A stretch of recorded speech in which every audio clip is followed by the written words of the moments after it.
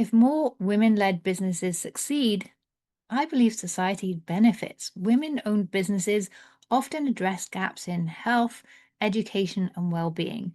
And we know this is so needed right now and into the future. So when those businesses thrive, communities thrive. And that reminds me of a quote, I think it was in like back in 2009, the Dalai Lama said something along the lines of, the world will be saved by Western women. Now, what if those Western women are founders of a new concept and innovation, but they're struggling right now to get traction for that idea because they're not getting funded? I'm really excited to move into this space and see if we can elevate that position and help these Western women change the world and save us all. Hello, and welcome to the Art of Value Whispering podcast. I'm your host, MelittaCampbell, business coach and value whisperer, and I'm excited that you're here because this is the show where we talk about the smarter way to market your small business through being aligned, by being respectful to your time and energy, your personality, and developing your approach that feels aligned, sustainable, not at all loud or pushy, and therefore it happens to be just brilliant for introverts. Each week on this show, I share simple, practical steps that you can take to grow your business in a way that aligns with your values, your vision, and your energy, so you can make the impact that you care about without burning out or compromising on your integrity. Using my tools and insights together with your brilliance, you'll turn your unique value into clear words, focused marketing, and a meaningful sales process that you can deliver with confidence. And as you do, you'll naturally attract more of the right people and opportunities into your business and enjoy steady growth. And that's the point I want to talk about today, because as you continue to attract more of the right people and opportunities, you will grow, you will evolve, and so will your clients, because the way you serve them naturally improves step by step. And so they get bigger results. They talk to more people, that attracts more of the right people and opportunities. And through that process, you grow as well. You start to see new insights about where your value really lies and what you can do with it.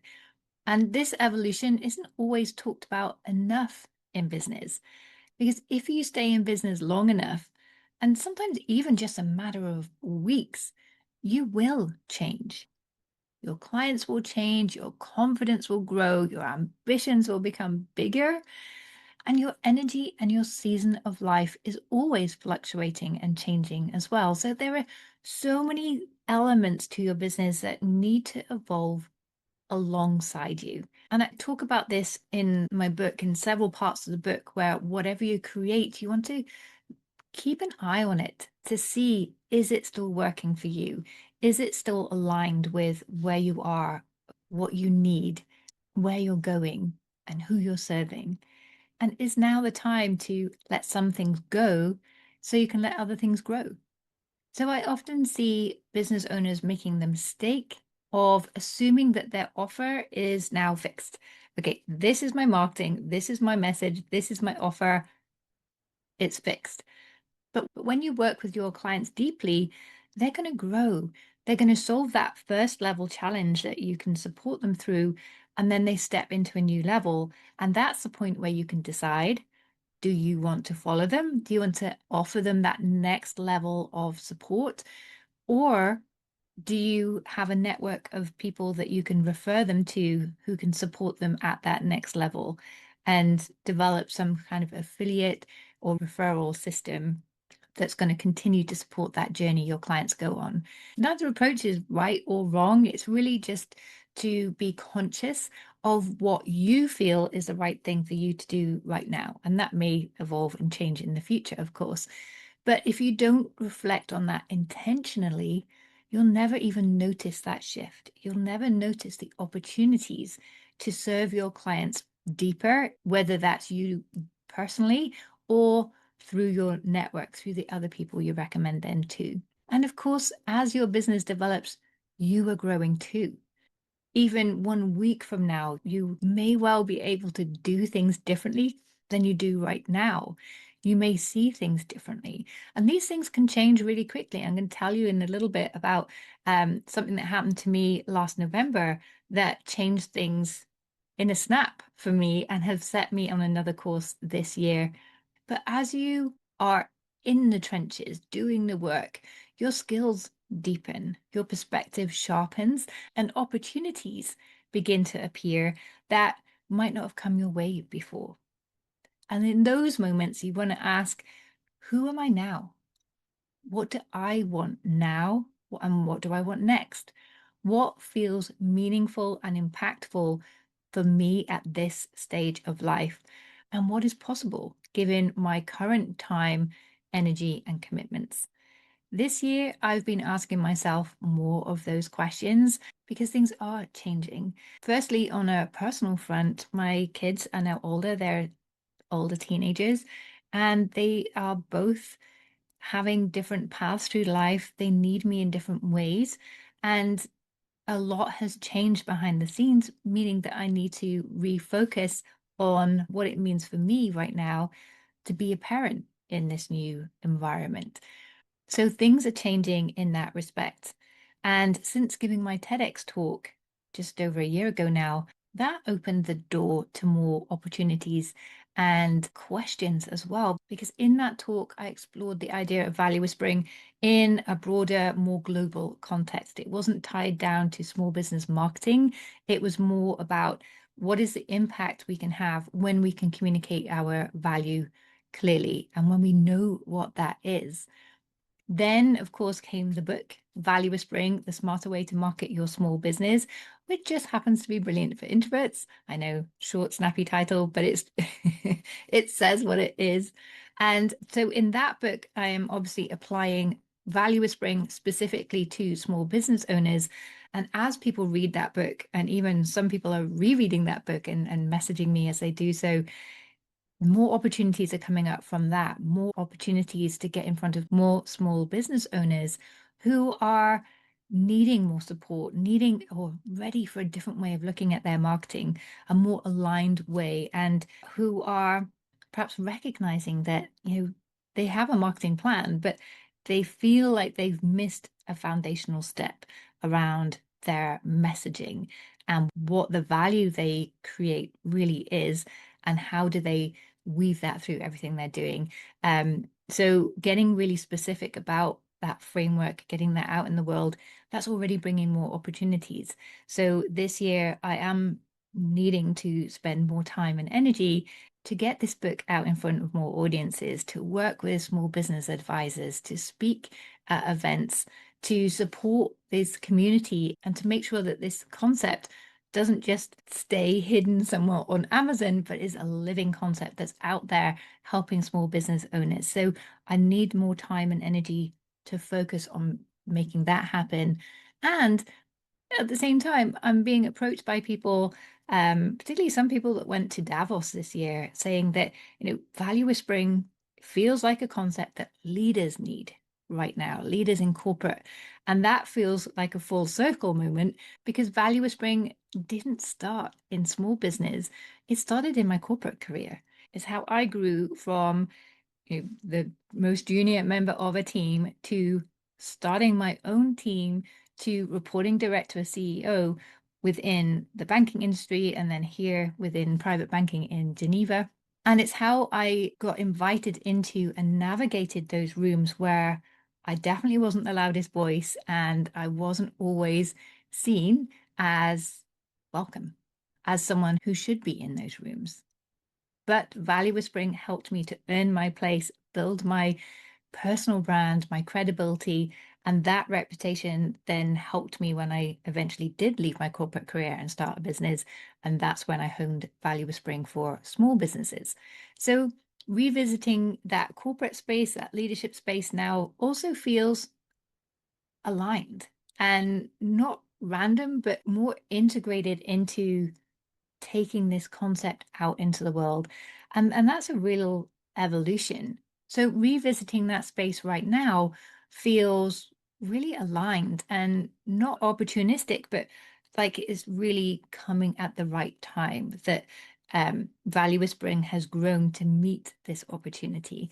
So I'm excited to explore that further to see if that's a possibility for me right now this year. However, as I alluded to earlier, there was something else that happened in November last year. So in the summer, I did some training for the European Innovation Council. They were looking at developing the leadership skills of female founders. So I gave a workshop on value whispering for leaders, which aligns very much with what I was just saying, and kind of bridged that gap between leadership and the work I do right now with small businesses. We were specifically looking at founders of startups. But because of that training, I was then invited to a day event for female founders looking at how do we grow? How do you take that business forward? And at that event, the funding gap for female founders came to my attention. Now, I knew that women didn't get as much investment as men, but I didn't know how bad the situation really was. Depending on the type of investment, women receive somewhere between 2% and 13% of available funding, not 35%, which is the number of women here in Switzerland who are now in leadership roles, and nowhere close to 50%, which would be parity with the equal footing with male founders. So that's shockingly low. Now, of course, there are many reasons for this, so many reasons behind it. There's not one simple cause. However, two themes came up from that event that got my attention. The first was that women typically don't have an access to the right people. They don't have a network that they can tap into. They don't know how to build, develop, and nurture that network and how to activate it to help them get funding. The second thing was that women aren't terribly good at communicating the value of their work effectively to investors and stakeholders, particularly when they have a female-led business on a theme that's important for women, but the investors they're speaking to are mainly men. There seems to be an issue there. Now, why I got quite excited when I heard that these were two of the big challenges was because my first book is A Shy Girl's Guide to Networking, and my second book is Value Spring, all about how do you communicate your value in a way that resonates with the right people. So I'm really curious whether between those two books, I could have a framework that would really make a difference for female founders and a framework that they can take ownership of. A lot of the issues that hold women back are beyond our control. It's systemic, it's historic, it's whatever. But building a network and learning to communicate your value clearly in the right situations, we can absolutely take ownership of that. But how do we build that into a framework that women can quickly adopt and take forward? And while I'm very familiar with the corporate leadership environment and I'm very familiar with the small business setup and particularly around solopreneurs, the startup female founder space and particularly around getting investment, that's something that's quite new to me. So I'm doing some research right now. And if you are or you know anyone who's a founder or an investor or anyone linked to that space, then please do get in touch with me. I'd love to speak to you. So I'm really excited to dive into this because if more women-led businesses succeed, I believe society benefits. Women-owned businesses often address gaps in health, education, and well-being. And we know this is so needed right now and into the future. So when those businesses thrive, communities thrive. And that reminds me of a quote, I think it was in like back in 2009, the Dalai Lama said something along the lines of, the world will be saved by Western women. Now, what if those Western women are founders of a new concept and innovation, but they're struggling right now to get traction for that idea because they're not getting funded? I'm really excited to move into this space and see if we can elevate that position and help these Western women change the world and save us all. Who knows what's going to happen, but I can't help thinking it can only be a good thing if more or less equal numbers of male and female startups are able to move forward and succeed. Plus, we then have the added benefit of if more women succeed in their own business, then we're starting to shift perception around this idea that women don't belong in business, women are no good with money, and all of this nonsense that we know just isn't true. And there are study after study after study that prove this isn't true, but perception persists. However, if we have more women in that space, more women succeeding, more women being visible, more women being vocal, then that perception will naturally shift. And again, that can only be a good thing for everybody, not just for women. So, as you may be able to tell, I'm a little bit excited about this idea. And this is an area of growth for me because, as I say, it's not a space that I'm terribly familiar with. And I've never really done research beyond my dissertation at university rather long time ago. um, so I'm excited to really get my teeth stuck into proper research, proper report writing, really evidence-backed training that will make a difference in this space. So again, if you know anyone in that space, or if you are someone who can or know someone that should be part of this research, like partnering to help make this happen, then I'd love to hear from you. But as I mentioned earlier, when we evolve and we grow and we take on new things, we also need to let some things go. We need to let grow so we can grow. And you can't add without first subtracting. So I've been asking myself some difficult questions around this. What am I doing that I need to let go of? What isn't working? What's no longer serving me? What is perhaps still nice to do and appreciated, but there isn't necessarily the growth in it for me anymore? And so I have made a few decisions. The first one is that my community on school, the Value Whispering Circle, much as I love it, is going to go. It is an ongoing commitment, and it has taught me that I'm not terribly good at really energizing a community in that way, an online community. So I'm going to let that go, but I was quite conscious that I still want a space where my people that resonate with this idea of communicating your value to make an impact in the world, to achieve more of what you want for your life, your business, your clients, everything. It all stems from understanding your value, being able to communicate that and weave it through everything you do. So you can communicate it not just through your words, but through everything you do and every way people experience you. I'm still passionate about that. Obviously, that is the core of all of my work in whichever way it goes forward. And I still want somewhere that people that align with that can come and be part of that conversation.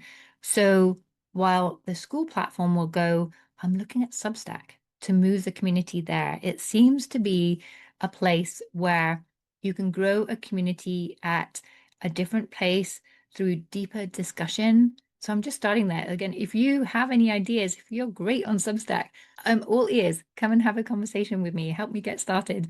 Because I have so many questions, but it does appear to be somewhere where I can transfer some of the masterclasses that are on school, some of the content there, still run some of the challenges through Substack as the sort of base camp instead of that community. So that's where I'll be moving to. Of course, I will still be on LinkedIn, posting there regularly, having conversations. I've got so many friends over there that I've made, and I love all the interactions. So LinkedIn will continue. This podcast will still continue, but at a slower pace. Each episode takes several hours and a lot of energy to create. So doing it on a weekly basis just doesn't leave the space required for where I want to grow personally and my business and impact this year. So I'm going to reduce it from a weekly podcast to a bi-weekly podcast. So that's going from 4 to 5 episodes a month to 2 episodes a month.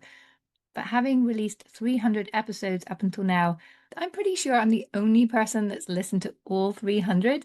So there is plenty of insight and inspiration, tools and tips to fill that gap. So if you're feeling lost without the podcast, go back, re-listen to some past episodes, discover new ones that you might have missed previously. And if you are working in a particular area, if there's something of interest to you right now, let me know and I can recommend some of the episodes for you. Certainly the interviews I've had, I remember every single one. All of those conversations really meant so much to me. And of course, building the friendships before and after every episode has kept those conversations fresh for me. So I can personally recommend certain episodes to you. The solopreneur episodes I'm not so familiar with, but I know the concept behind them really, really well. So I can find those for you easily. So if you're not sure which episode should be your next listen, reach out and I'll be happy to recommend 2 or 3 episodes for you to start with.